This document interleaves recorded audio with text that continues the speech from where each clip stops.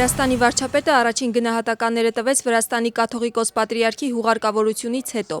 Իրակլի Կոբախիձեն զրուցեց Իլիա II վաստակի և պատրիարքի կողմից երկրի համար կատարված բարիքների մասին, գնահատեց վերջին օրերի ընթացքում հասարակության միասնությունն ու հավատքի նկատմամբ վերաբերմունքը։ Նրա հայտարարությամբ վերջին օրերը ցույց տվեցին, որ հասարակության ճնշող մեծամասնության համար թանկ են արժեքները, եկեղեցին, պետությունը և գոյություն ունի մեծագույն փոքրամասնություն, որը այս ամենից առանձնանում է։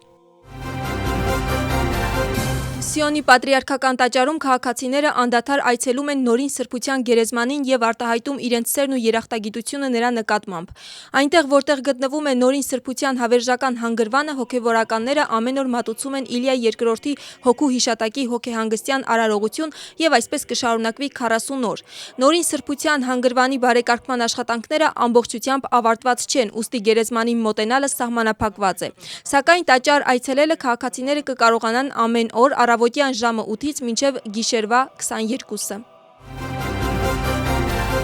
Ամերիկայի Միացյալ Նահանգներում հանդիպումներ է անցկացնում Վրաստանի առաջին տիկին Թամար Բագրատիոնին, որը գտնվում է Վաշինգտոնում Ամերիկայի առաջին տիկին Մելանիա Թրամփի հրավերով։ Թամար Բագրատիոնին հանդիպել է մի շարք երկրների առաջին տիկնանց և գագաթնաժողովին հրավիրված հյուրերի հետ, որոնց թվում էր նաև Ֆրանսիայի առաջին տիկին Բրիջիտ Մակրոնը։ Հանդիպումները ընթանում են միասին ավելի լավ ապագայի համար գլոբալ գագաթնաժողովի շրջանակներում։ Թամար Բագրատիոնին խոսքով ելույթ է ունեցել Մելանիա Թրամփի կողմից կազմակերպված գագաթնաժողովի աշխատանքային նստաշրջանում։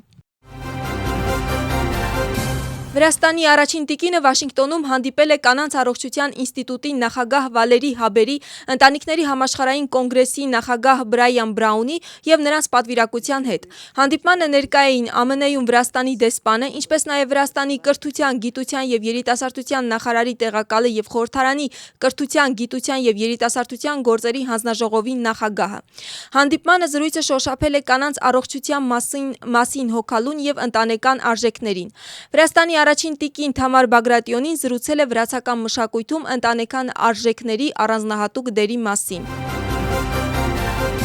Իրանը քննարկում է ԱՄՆ-ի կողմից ներկայացված պատերազմի ավարտի առաջարկը։ Իրանի արտաքին գործերի նախարար Աբբաս Արաղչիի հայտարարությամբ կողմերի միջև տեղի է ունեցել որոշակի հաղորդագրությունների փոխանակում, բայց նրա խոսքով դա չի կարելի անվանել բանակցություններ։ Լրատվամիջոցների տեղեկացմամբ Վաշինգտոնը պահանջում է Իրանից ամբողջությամբ հրաժարվել միջուկային զենքից, ինչպես նաև դադարեցնել բալիստիկ հրթիռների արտադրությունը և Մերձավոր Արևելքում գործող պրոքսի ուժերի ֆինանսավորումը։ Ի պատասխան Թեհրանում հայտարարում են, որ ցանկանում են ավարտել պատերազմը, սակայն ոչ Վաշինգտոնի պայմանների հիման վրա։ Աբբաս Արաղչին նաև ասել է, որ Իրանը պատրաստ է Հորմուզի նեղուցում ապահով անցկացնել այն երկրների ծրագրերը, որոնց Իրանը համարում է բարեկամական պետություններ։ Սպիտակ տան մամուլի քարտուղարը հայտարարում է, որ Վաշինգտոնի և Թեհրանի միջև բանակցությունները կրկին ընթանում են։ Այդ մասին Քերոլայն Լևիթը խոսել է Սպիտակ տանն այն բանից հետո, երբ Թեհրանում մերժել են ԱՄՆ-ի կողմից առաջարկված խաղաղության ծրագիրը։